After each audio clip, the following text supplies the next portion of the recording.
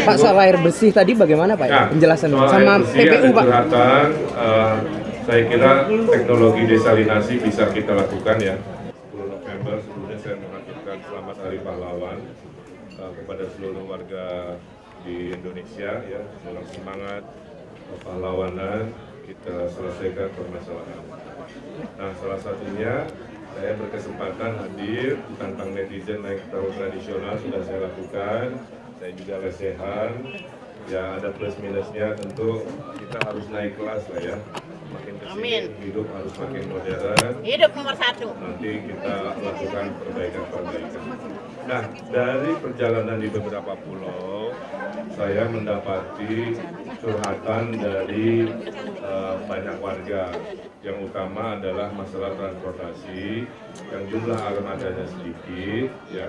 Kemudian ketidaknyamanan mengangkut logistik atau barang, sehingga salah satu solusinya yang biasa armadanya diurus oleh Dishub, nanti diurusnya oleh Transjakarta.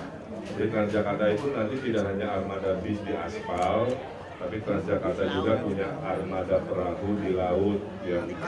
Kalau itu dilakukan, akan lebih gesit, lebih cepat, lebih luar biasa.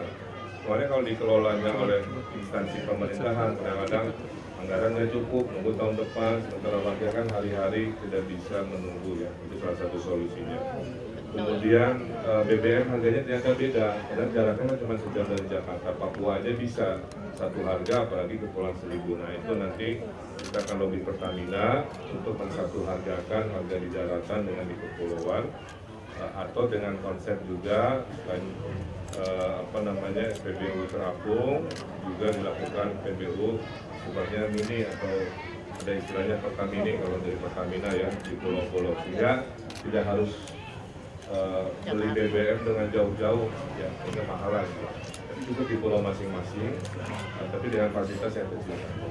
Kemudian lapangan pekerjaan menjadi curhatan warga, makanya konsep wisatanya nggak boleh kelas nasional lagi, harus internasional, karena potensinya memungkinkan. Dan saya sudah ketemu beberapa investor internasional menyatakan asal dikasih status kawasan ekonomi khusus, sehingga kemudahan perizinan, kemudahan pajak akan membuat mereka investasi besar-besar ke sini. Karena marketnya kan ada 100 sampai 150 triliun uang orang Jakarta keluar setiap tahun, karena nggak ada pilihan berakhir pekan yang berkelas lah ya, ala-ala Bali dan internasional. Kalau itu terjadi, maka lapangan pekerjaan menjadi banyak, ribu-ribu kan, sehingga insya Allah tidak ada lagi pengangguran di warga Kepulauan Seribu dengan syarat tadi, kalau wisata internasional datang minimal bahasa Inggris mah harus dikuasai. Kalau itu kebutuhan ya kita bikin sekolah les bahasa Inggris ya. Makanya orang Bali kan jago semua bahasa Inggris ya, karena memang sudah terbiasa melalui. Nah itu yang naik kelas yang kita lakukan. Lain-lain masalah dasar ya, KJP dipertahankan, sekolah gratis, pasar sembako murah, kredit mesra tadi sangat diapresiasi oleh warga. Saya kira itu ya, jadi warga Kepulauan Seribu harus sama setara pelayanan, kebahagiaan, kegembiraannya dengan warga Jakarta yang di daratan di Pulau. Saya kira itu. Tadi kalau dari warga ini dia tuh kalau misalkan bukan dari orang dalam tuh nggak bakal bisa masuk. Betul. PJLP juga ini masalah secara umum ya, jadi nggak hanya Kepulauan Seribu.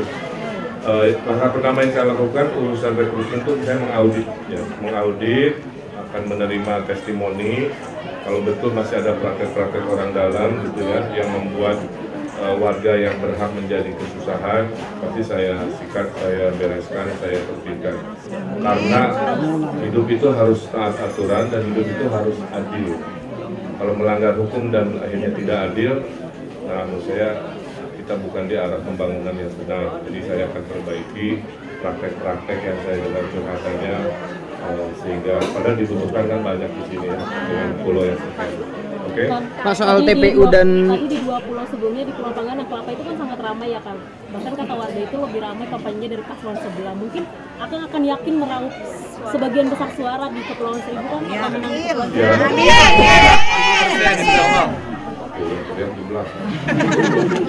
Ini saya hanya bisa menjawab secara visual. Kalau secara visual kan benar-benar dia lihat sendiri. Saya jalan aja susah.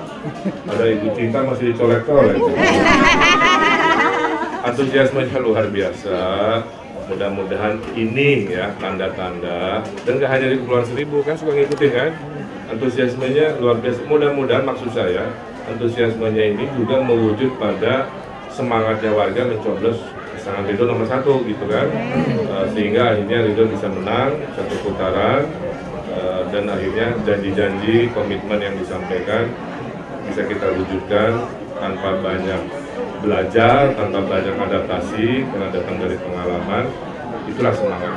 Tapi saya lupa, saya di sini juga ingin mengucapkan selamat hari jadi Kabupaten Kepulauan Seribu yang ke-23 ya. Mudah-mudahan selalu sukses dan menjadi naik kelas di zaman pasangan Ridho memimpin Jawa. Pak, soal air bersih tadi bagaimana Pak? Nah, Penjelasan soal sama air bersih, TPU ada Pak. curhatan, saya kira teknologi desalinasi bisa kita lakukan ya. Karena sekarang mengubah air asin ke air tawar itu makin murah teknologinya. Kalau melihat kita kapal-kapal pesiar, itu sumber airnya rata-rata mereka ada teknologi tapi kecil ya, sesuai kapalnya.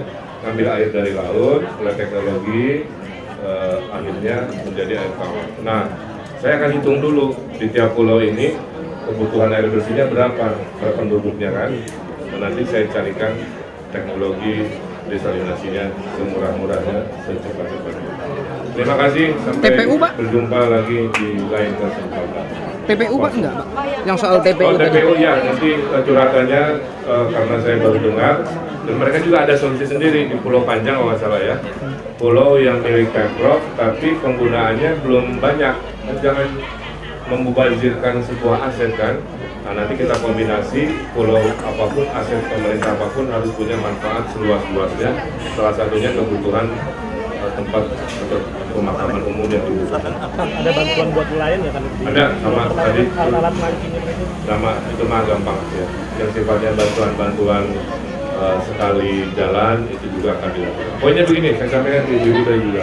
Membangun Jakarta itu setengahnya ide pemimpin, setengahnya ide warga. Kadang-kadang ada ide warga yang saya nggak hafal kan, ini nggak bisa semuanya. Nah, datang ke sini saya baru tahu ya, urusan TPU, urusan alat, urusan air bersih, urusan UMKM, urusan lapangan pekerjaan, ya kita belanja masalah. Itu memang sudah tugas ini. Terima kasih. Terima kasih. Siap. Terima kasih Pak. Apa? Kang, ini